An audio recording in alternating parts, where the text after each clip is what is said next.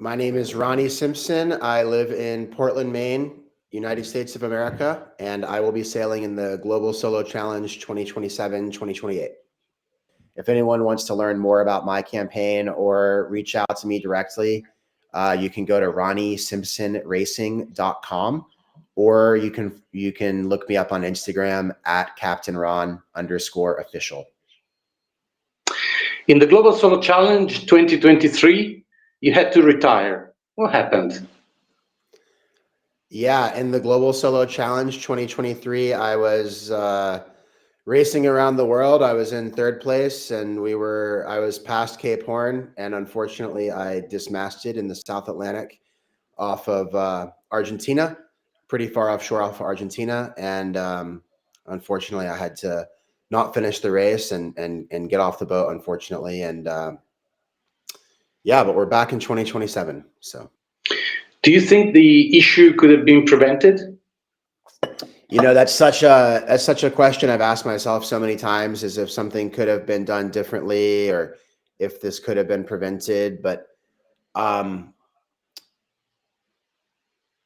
yeah, I mean, if I wasn't sailing that day, it would have been prevented. So technically from that aspect, yeah, it could have been prevented. But I think that I was already sailing the boat quite conservatively. I had 3 reefs and a storm jib. I was going upwind in 35. I mean, I'm not exactly sure what the failure was. We had all new rigging on the boat. I did not see any visual indication that any rigging failed. I think the mast itself just compressed and failed. I think the tube section just failed and broke in the middle. Yeah, I don't know if it could have been prevented, reasonably. Again, I was sailing the boat already pretty conservatively, and I shouldn't have had to sail it more conservatively than that. So unfortunately, I think it was just it was an old mast. That mast had a lot of miles on it, and it was well over 20 years old. So it was an old mast, and unfortunately it failed. And hopefully we can come back with a better campaign for 2027. Do you think there is a relationship between available budget and technical issues in ocean racing? Oh yeah, of course. I think there's a big relationship between, the size of your budget and how much resources you have available, and how well you can get the boat prepared and set up, and obviously that's going to dictate how many technical issues you have. And I think there's a direct correlation between having more money and having fewer technical issues, I guess you could say. Having more money and having better preparation, for sure. So that is one of the biggest goals last time, and it's definitely the biggest goal this time, is to really get the campaign properly funded so we can be better prepared. How did you feel when you realized your race had come to an end? When I realized my race had come to an end, it was it was very surreal. It didn't have time to really hit home in the moment. I was more concerned on not sinking the boat and preservation of life. And it very quickly, once I realized that I needed to cut the rig away to not sink the boat, then I cut the rig away. And once I was on a boat with no rig, and I had a massive storm one day behind me, at that point, then the boat became very secondary, and really my focus became on preservation of life. So it didn't really kind of hit me until sort of after it had all played out, if that makes sense. Have you overcome the disappointment of having to retire? My therapist can attest that I have not overcome the disappointment, I guess you would say, and not finishing. I had put so much into finishing the race and trying to win, and I was in a podium position, and I know Andrea Mura was closing with me, but I was engaged in a very good battle to try to claim the final spot on the podium. And if Philippe or Cole had had a technical issue, I could have even gone higher in the rankings. So at that point in time, I was really engaged in, this battle for third place, and I was achieving a good result, and I had put so much into this campaign, and I was having a pretty good race, all things considered. And the disappointment of it all ending the way it ended is something I'll never fully be over. So I don't think I'll be over that disappointment until I actually go finish the task in 27 and 28. In the Global Solo Challenge 2023, you had to retire. What happened? Yeah, in the Global Solo Challenge 2023, I was Racing around the world, I was in third place, and I was past Cape Horn, and unfortunately, I dismasted in the South Atlantic off of Argentina, pretty far offshore off of Argentina, and unfortunately, I had to not finish the race and get off the boat, unfortunately, and yeah, but we're back in 2027, so. Do you think the issue could have been prevented? That's such a question I've asked myself so many times, is if something could have been done differently or if this could have been prevented. But yeah, I mean, if I wasn't sailing that day, it would have been prevented. So technically from that aspect, yeah, it could have been prevented. But I think that I was already sailing the boat quite conservatively. I had 3 reefs and a storm jib. I was going upwind in 35. I mean, I'm not exactly sure what the failure was. We had all new rigging on the boat. I did not see any visual indication that any rigging failed. I think the mast itself just compressed and failed. I think the tube section just failed and broke in the middle. Yeah, I don't know if it could have been prevented, reasonably. Again, I was sailing the boat already pretty conservatively, and I shouldn't have had to sail it more conservatively than that. So unfortunately, I think it was just it was an old mast. That mast had a lot of miles on it, and it was well over 20 years old. So it was an old mast, and unfortunately it failed. And hopefully we can come back with a better campaign for 2027. Do you think there is a relationship between available budget and technical issues in ocean racing? Oh yeah, of course. I think there's a big relationship between the size of your budget and how much resources you have available and how well you can get the boat prepared and set up, and obviously that's going to dictate how many technical issues you have. And I think there's a direct correlation between having more money and having fewer technical issues, I guess you could say. Having more money and having better preparation, for sure. So that is one of the biggest goals last time, and it's definitely the biggest goal this time, is to really get the campaign properly funded so we can be better prepared. How did you feel when you realized your race had come to an end? When I realized my race had come to an end, it was it was very surreal. It didn't have time to really hit home in the moment. I was more concerned on not sinking the boat and preservation of life. And it very quickly, once I realized that I needed to cut the rig away to not sink the boat, then I cut the rig away. And once I was on a boat with no rig and I had a massive storm one day behind me, at that point, then the boat became very secondary, and really my focus became on preservation of life. So it didn't really kind of hit me until sort of after it had all played out, if that makes sense. Have you overcome the disappointment of having to retire? My therapist can attest that I have not overcome the disappointment, I guess you would say, and not finishing. I had put so much into finishing the race and trying to win, and I was in a podium position, and I know Andrea Mura was closing with me, but I was engaged in a very good battle to try to claim the final spot on the podium. And if Philippe or Cole had had a technical issue, I could have even gone higher in the rankings. So at that point in time, I was really engaged in this battle for third place, and I was achieving a good result, and I had put so much into this campaign, and I was having a pretty good race, all things considered.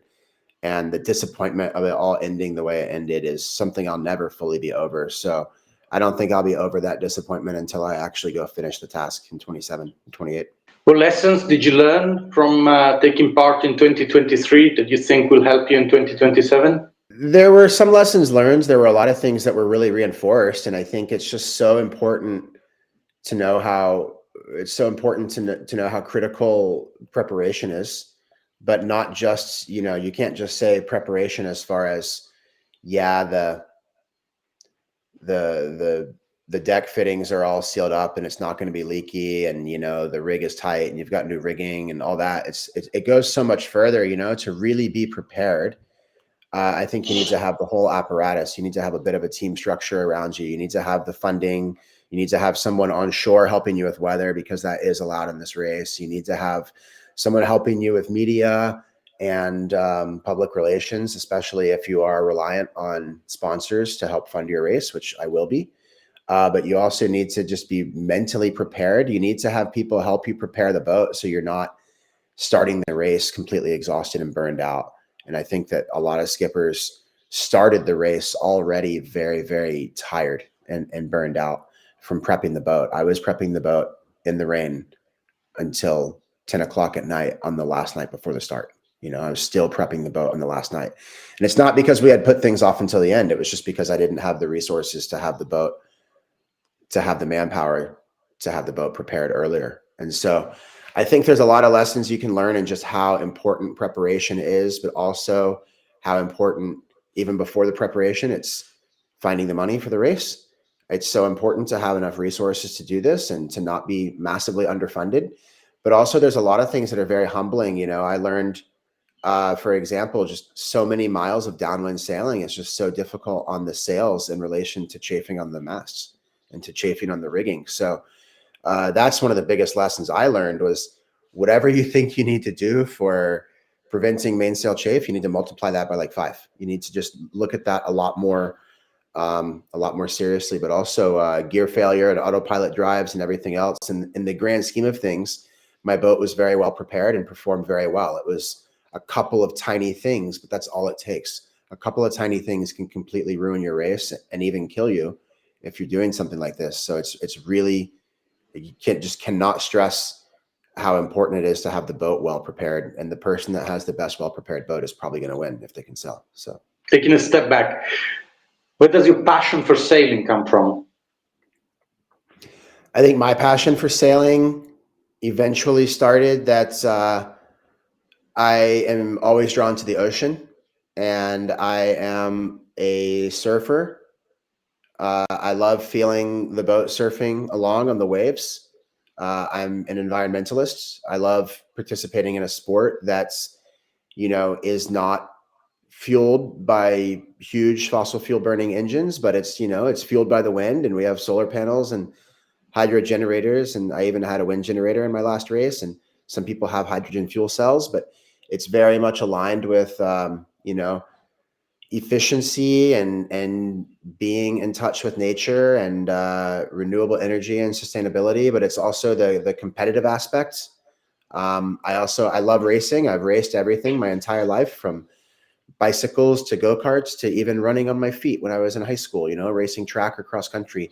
I love the thrill of racing. I love competition. I love pushing myself to do as well as I can. And I love working hard to overcome challenges and just try to achieve the best result that I can. But for me, I'm a natural explorer, I think, as well. And to go around Cape Horn, and I remember like to come between the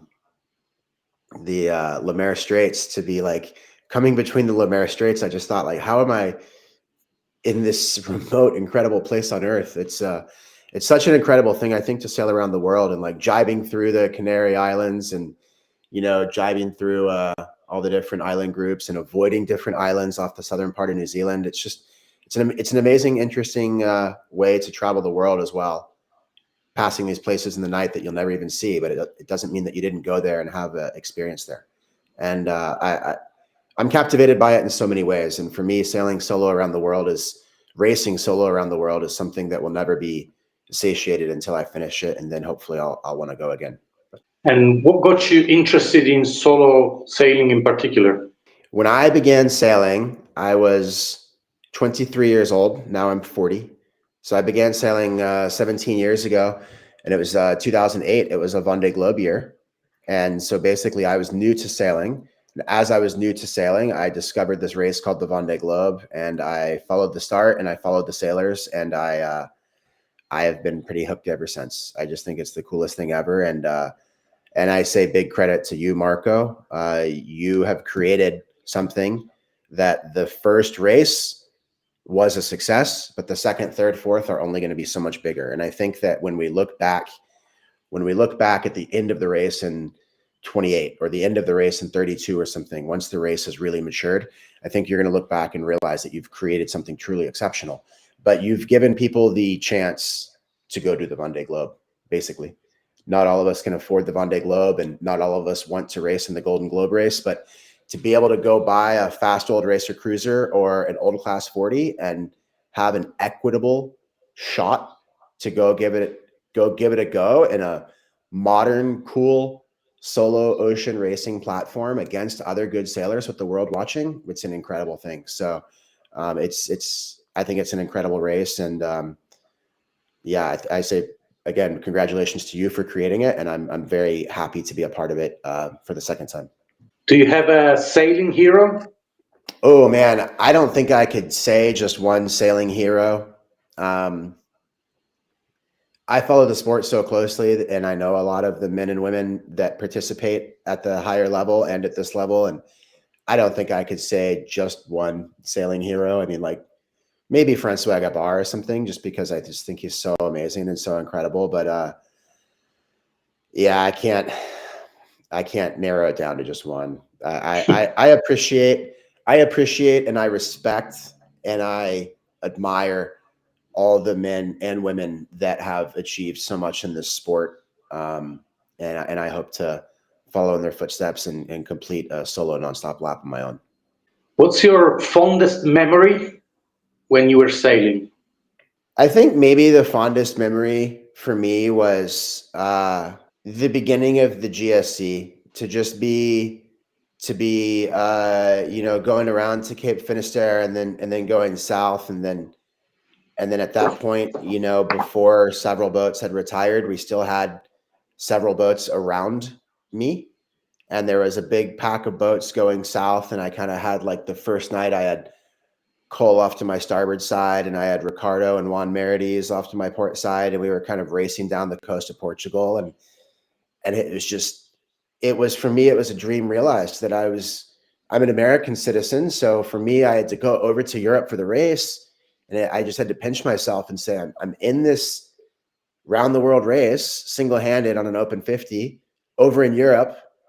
People around the world are watching, and I've got a bunch of good sailors off to my port and starboard side, and we're just racing down the coast. And for me, it was, for me, it was a really incredible and surreal moment. And I look forward to 2027 and 2028. And looking at your background, tell us a little bit more about your sailing and racing experience before the GSC. Yeah, so I started sailing, like I said, 2008, about 17 years ago. I've now I have calculated that I've sailed over 175,000 miles offshore and coastal sailing, and I've done everything from racing small boats to racing big boats. I've done a lot of inshore racing in San Francisco and San Diego and Hawaii and stuff.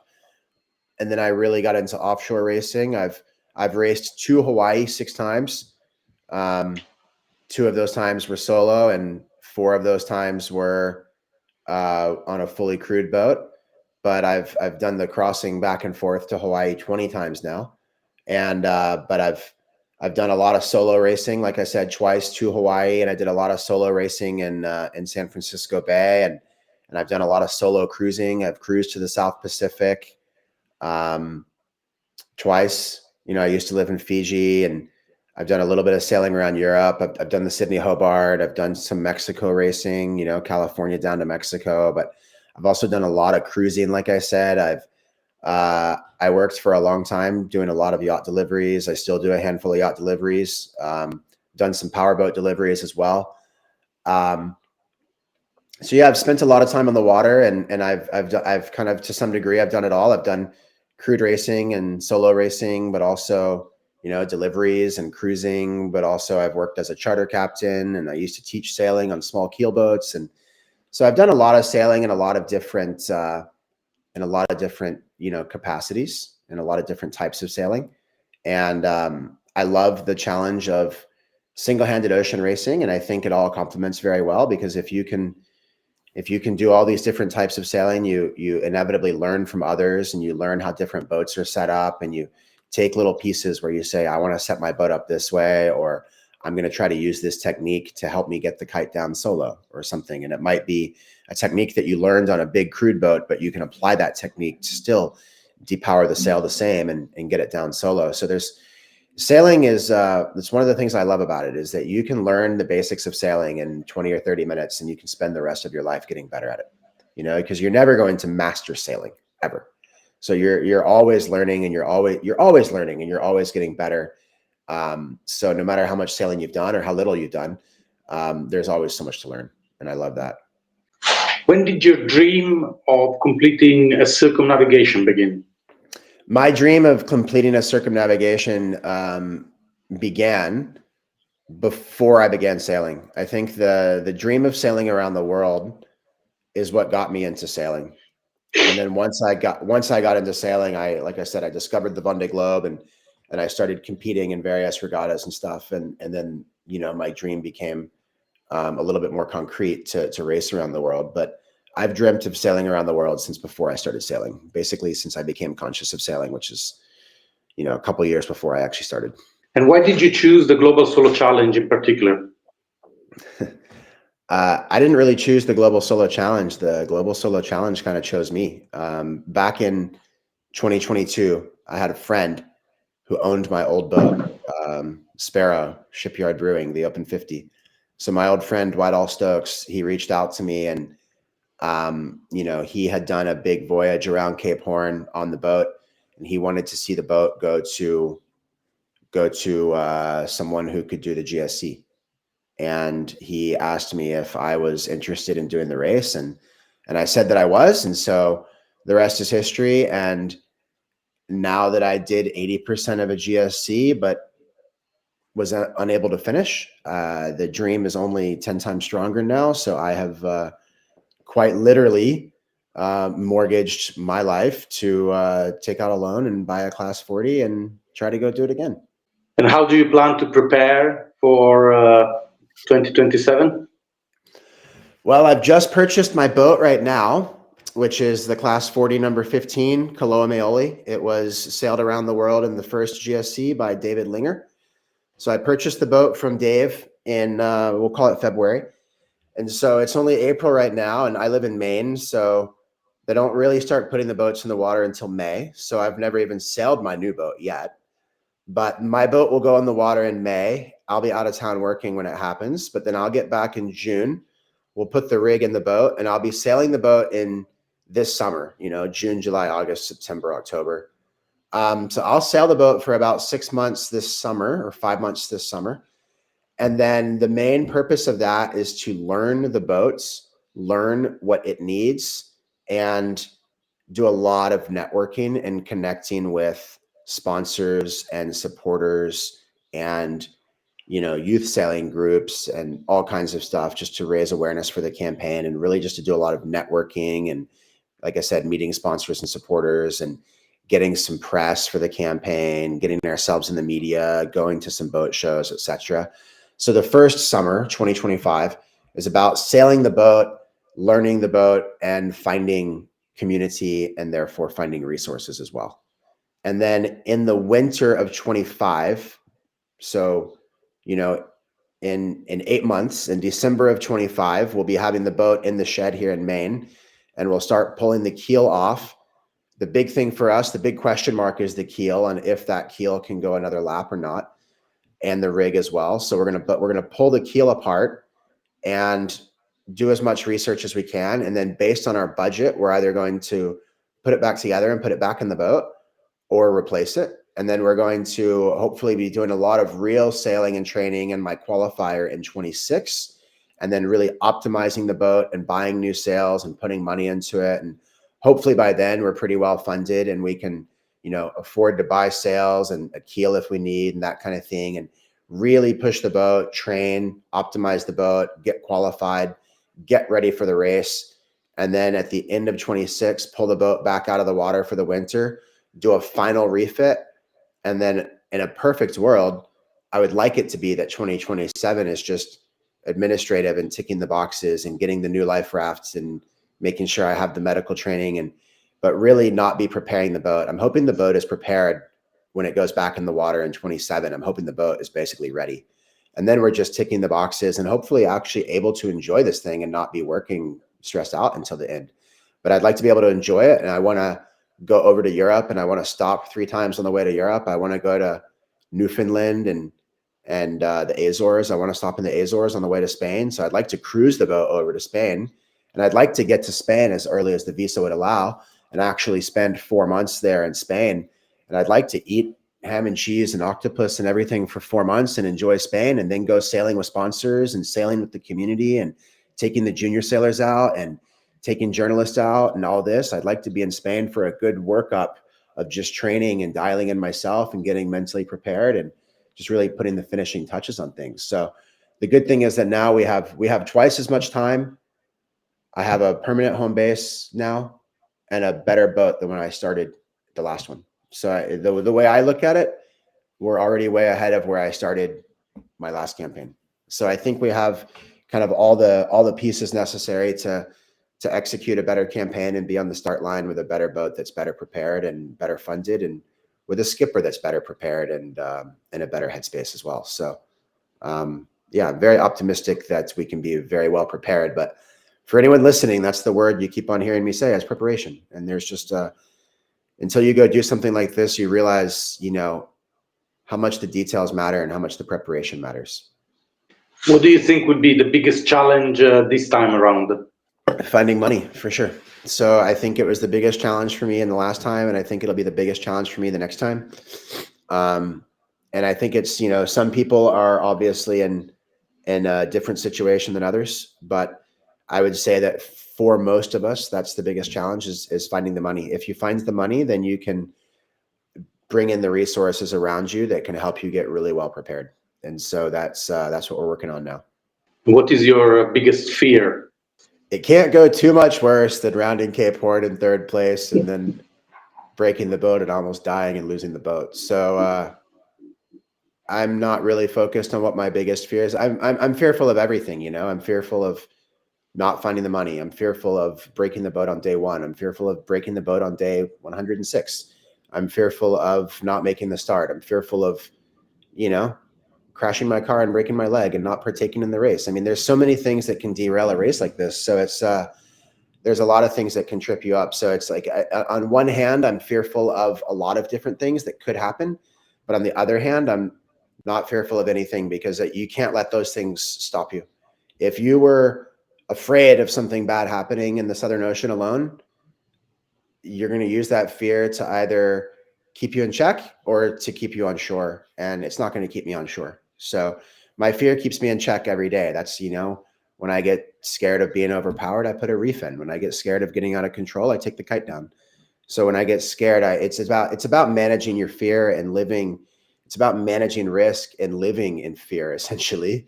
I'd never really thought about that, but the whole time you're doing the GSC, to some degree, you're living in a little bit of fear, and you're just managing that fear and that risk all the time. So how do you manage loneliness and mental pressure? I think the loneliness, I really never felt that lonely during the last race. And I think a big part of that is because of the technical capabilities now of having Starlink and being fully connected. Never really felt that lonely. And the mental pressure, I think, a lot of times I would tell myself, this discomfort you experience right now is only temporary. But if you can overcome that and fix whatever problem is in front of you and sail a good race and get through the hard parts, you're going to finish. And the reward from that is going to be so much greater than the temporary discomfort or hardship that you're in right now.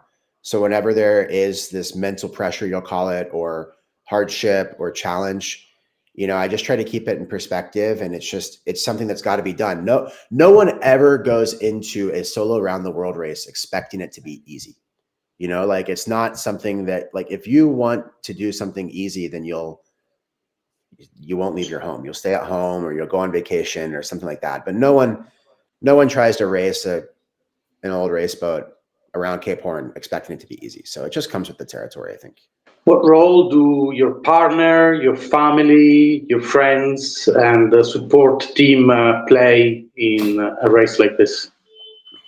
Well, I think everyone's going to have a different situation. Some people will have maybe a partner that accepts it, but doesn't play a big role. And Some people have a partner that maybe is super wealthy and funds the whole thing. I don't know. I think we all have different situations, but I'm very fortunate to have my girlfriend Marissa, who is extraordinarily committed to helping me achieve my goal, whatever that is. And so if I told her that I wanted to, um, start a business or something and do this, which I have started a business in the last year. She's 100% behind me, but when I tell her that I want to do the GSC, she is literally 100% on board, and she wants it as much as I do because she knows how much it means to me. So that's one thing I do have, that my partner is very committed. She's my campaign manager, and she is my business manager. She's been helping get me my foot in the door with different corporate entities and sponsors, but also business relationships and personal relationships that I think are going to help me get to the start line. And she's really good at helping keep me organized and keep me focused, and make sure little details don't get missed, or make sure that we optimize certain opportunities. But also, I'm new to Maine, but I have a lot of friends, more and more so in Maine now as I get established here. But I have a lot of friends from Hawaii and California that were all like flying out to Maine and helping prep the boat for the last campaign. So I have a lot of friends in the sailing community that are very involved in helping out at various times, and also coming out to do some training and do some sailing. And I've been working in the marine industry for almost 20 years, and I've established a lot of relationships and friendships in the marine industry. And that's where a lot of my sponsorships came from, like New England Ropes, and with Shard, and the Elvstrom Sales thing, and West Marine. All of these things were, Ron Stan, all of those sponsors I had in the last race, a lot of which will carry through to the next race. A lot of those are, again, personal friends and relationships. And I think that is, for anyone who is listening and interested in doing the GSC, I think they're going to realize that it is those friends, family, loved ones. It's those personal relationships that are honestly going to pave the way to getting to the GSC. Whether you look at Cole's campaign being the best funded boat last time, that was because of a personal relationship. If you look at multiple skippers in this race, that was because of a personal relationship. If you look at me even getting the chance to get my hands on the Open 50 for the last race, that was because of a personal relationship and a friendship. So you'll see most of us, even in the Vendée Globe, you see a lot of the sponsorships, it was due to a personal relationship. So that is something that I think you'll see leveraged. It's a solo race, but it's not a solo sport. You can't do it alone. So it's going to be a lot of people that are in my life, that are loved ones, that are friends, supporters, colleagues, my partner, family, that are going to be helping out. Are you in touch with past and future skippers taking part in the Global Solo Challenge? Yeah, for sure. I have been speaking with Pablo, who bought Griffin Solo. I've been speaking with Elizabeth Tucker. I've been speaking a little bit with Ari. I know he's going to do it again. I've been speaking with, like Brian Gray. We had been talking about boats because he was looking at the boat I ended up buying, and we were talking about other class 40s for him. And, it's a really cool community. It's a bunch of people around the world from different nationalities, men and women, vastly different financial backgrounds, but we're all united by, I think, a common dream.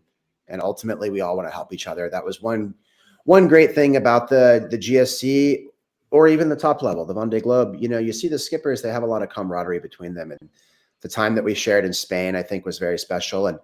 And Dave Linger, who sailed my boat around the world, I just bought his boat, and I just went to his wedding a couple of weeks ago. It's like, so you end up forming friendships. And obviously Ricardo in the last race, and his friend Joelle, who became my friend and helped me get prepared. So I'm still always talking with those guys. And a lot of my friends I made in this last race, including you, are all Italian. So me and Marissa really want to go to Italy now, and we want to entertain some of you guys over here in Maine if you come visit. But yeah, there's definitely a lot of, I think, camaraderie and friendship, and through the GSC, the WhatsApp group that we all talk on WhatsApp, I think there's a lot of good dialogue and just getting to know the new skippers and the old skippers. And I'm very excited to actually put put faces to the names and to meet everyone in Spain. Tell us about your boat. So my new boat that I've just purchased is Class 40, number 15, Koloa Maoli. As you can tell by the bow number 15, it's one of the older Class 40s. It's a first generation Owen Clarke design. It was built in South Africa. I think it was very well built. And, when the boat started its life, it got third place in the Route de Rhum. So I think that's a good indication that the boat is very quick compared to other first generation boats. I think she definitely can hold her own. And, it's a sister ship to Cole Brower's boat. And she proved that definitely those boats have a good turn of speed. And she was always sailing very quick in her boat. So I think that my boat should certainly have the potential to be a very quick boat. Also, I think it's very well built. It certainly, like I said, I have not sailed it yet, but it just went around the world with Dave. Other than breaking a boom, which sometimes that stuff happens, the boat itself is in fantastic condition. It feels very strong. It shows no damage. It shows no wear, basically. Everything looks good on the boat. The boat does not look like it just raced around the world. It looks great.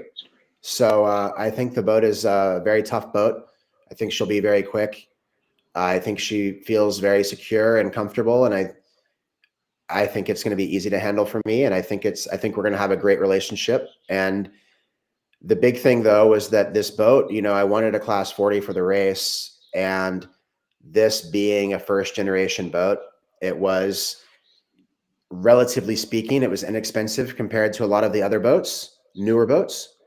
Also, it was fully compliant. It was very proven. It is very well set up and has a lot of nice gear on it. Dave invested a lot of money into it. It's in very good shape, but it was also right down the street. And I live in Portland, Maine, and the boat was right down the street at Maine Yacht Center. And it just made so much sense for me in so many ways that I had to buy that boat. And that's why I bought it in the middle of winter without a sea trial, because there were 3 other guys that were about to buy the boat. And 2 of them are competitors for the GSC. And if I didn't buy the boat when I did, it wasn't going to be available. So I'm just really happy that I was able to buy that boat. I think that boat represents an opportunity. And by my estimation, getting a good old Class 40 that is tough and well built and compliant and in good shape, that's down the street, it gives me a chance to win the GSC, or to at least make it to the podium, or do a good result. And that's the goal. So the boat represents a great opportunity, and I'm extremely happy that it was able to work out. And thanks to Dave Linger for selling me the boat. And I'm very grateful and just looking forward to sailing it and getting ready for the race. The format of the GSC is different from other events. Do you like the idea of the staggered starts? Yeah, I think the staggered starts are a fantastic idea for a race like the GSC. I think it would only work for some races, not for all races for sure. But I like the idea of the staggered starts because all you can ever really ask for in life is to have a shot, and all you can ever really ask for is to have a shot. And that's what I like about the GSC, is that you can have a $50,000 boat and campaign. If you got an old SNS 34 and put it together on a shoestring, I think you could conceivably be on the starting line of a GSC for $50,000 or $70,000 or something.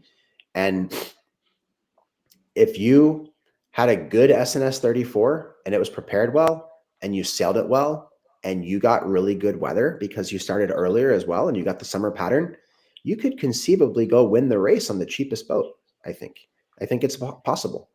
So again, back to that mentality that I have of all I ever want, all I ever deserve in this life is to have a fair shot. And that's why I like the staggered starts in the GSC, because you can get an old Class 40 for $140,000, or you can go get a new one that's almost new, that's $700,000, but you start a few weeks later. And so in theory, both skippers will have a chance. And if you don't have a Class 40, you might have like Philippe de la Mer. He had a good racer cruiser that proved to be a very good boat for the race, and he sailed it exceptionally well. And I think he had good weather as well. I think it requires a good boat, a good sailor, and a bit of luck to do well in a race like this. But I'm a massive fan of the staggered start, because let's just put it with like Dejima. She has the French woman. She has hull number 150 or something, class 40. There's no way it would be fair to start me and her on the same day, because she has a way faster boat. But with a staggered start, we can both have a chance to win.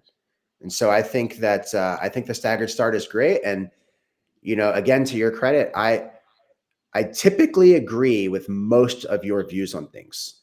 I never agree with anyone 100% of the time, but most of the time when you explain your mentality of like, this is why I allow this, or this is why I don't allow this, I agree with you like almost all the time. And I think you're making the right moves to create a cool and compelling and interesting and fair race.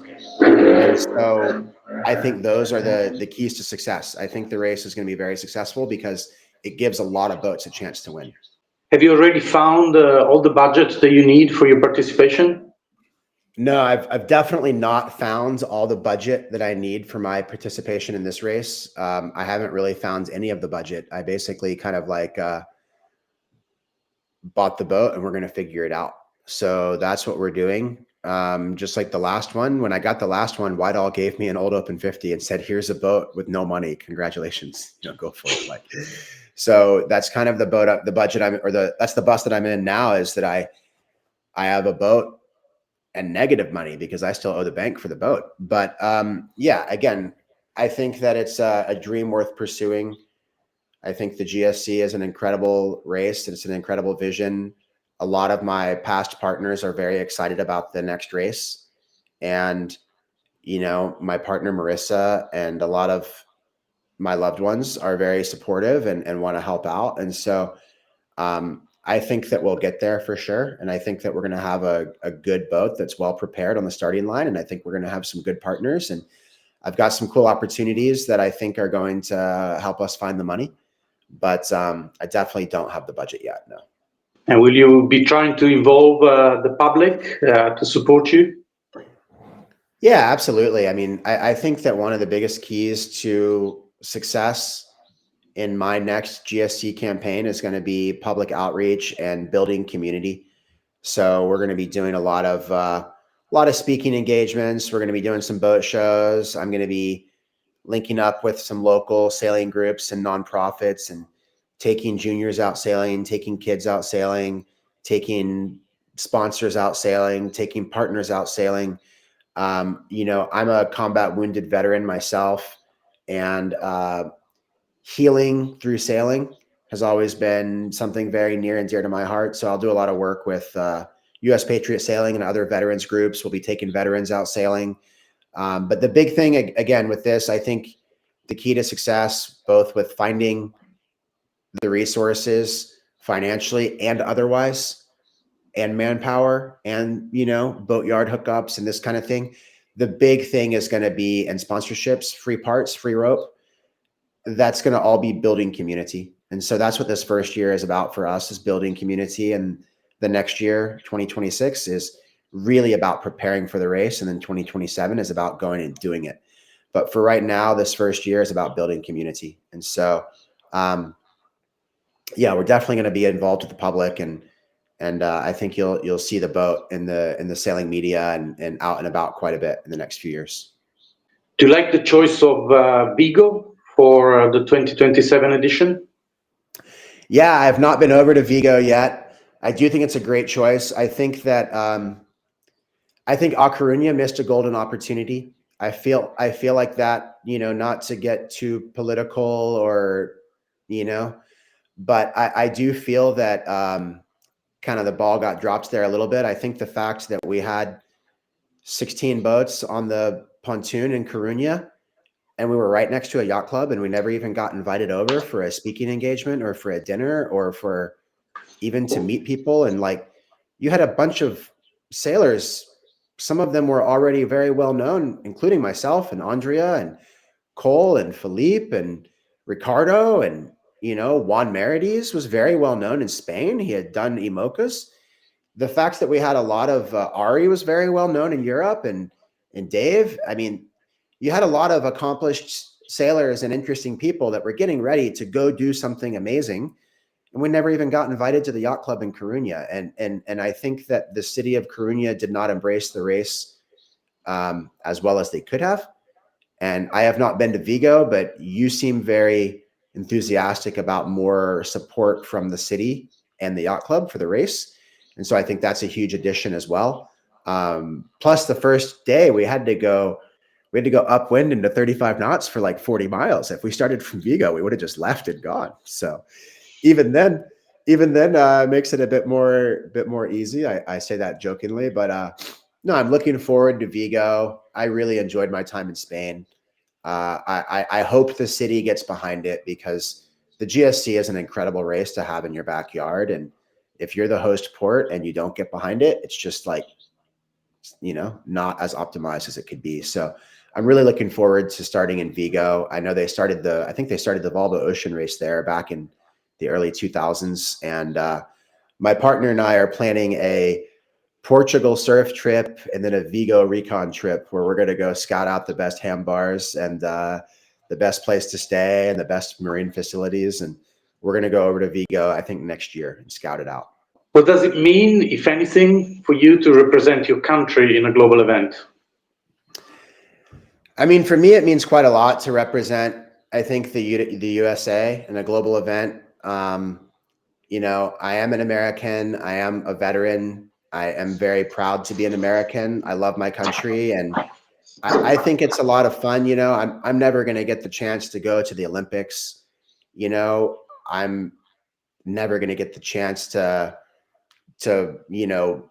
be the top of this or whatever. But this is my chance to go over to Europe and to represent my country in front of the world against Spanish skippers and English skippers and Australian skippers and all this. So I have a lot of pride in representing the USA, and just hopefully doing a good job, just hopefully making my fellow Americans proud, and hopefully making us look good, and creating a good sailing story that can resonate with the people here. So I'm very excited to represent America and meet the other skippers. And I think it's so cool to go start this big race from Europe. If you're an American, it's undeniably cool to go start this big race over in Spain with a bunch of people from around the world. I think it's great. I love it.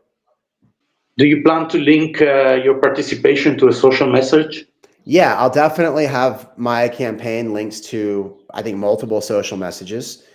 One, again, as I already mentioned, I'm a combat wounded Iraq war veteran, U.S. Marine Corps veteran, and I'm very proud of that. And I will be doing a lot of outreach work with veterans and veteran sailing, and helping support veterans and getting them out on the boat and creating opportunities for them. But also I will most likely get linked up with like a community sailing nonprofit here in Maine that just promotes getting more people out on the water.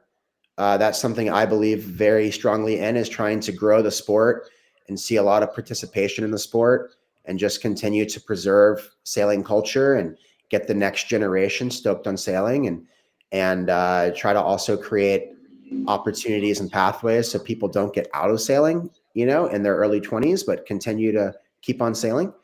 But also for me, again, as I mentioned, I'm very much passionate about efficiency and sustainability, but also kind of like environmental preservation and conservation and stewardship. So I think that there's a lot of things specifically with my campaign as well, like having an older class 40. You can take this old boat and use it again. You can promote a circular economy that gives you tie-ins with potential sponsors. You can promote solar power. You can promote hydropower. You can promote wind power, whether it's through electrical generation or just the wind pushing your sails and pushing you around the world. You can promote cutting edge new materials, whether it's like sustainability in sails or sustainability in using recycled plastics to make cordage and rope, or new products. You can promote a lot of different things. So there's a lot of messages from environmental conservation and preservation, ocean stewardship, ocean health, climate change, marine science, ocean science, wave science. I mean, there's a million different tie-ins with the environmental aspects, but also the, community aspects, but also the veteran aspects. So yeah, there's a lot of different social messages that my campaign will be tied to, for sure. And if anyone out there is thinking about participating in the GSC, well, what advice would you give them? I would say not to take it. If anyone's looking to go and do the GSC, I would say, don't take it lightly. It's a huge commitment. So think it through very thoroughly before you decide to do it. It is not a small endeavor. And if you go into it and your heart's not fully in it, you're going to fail.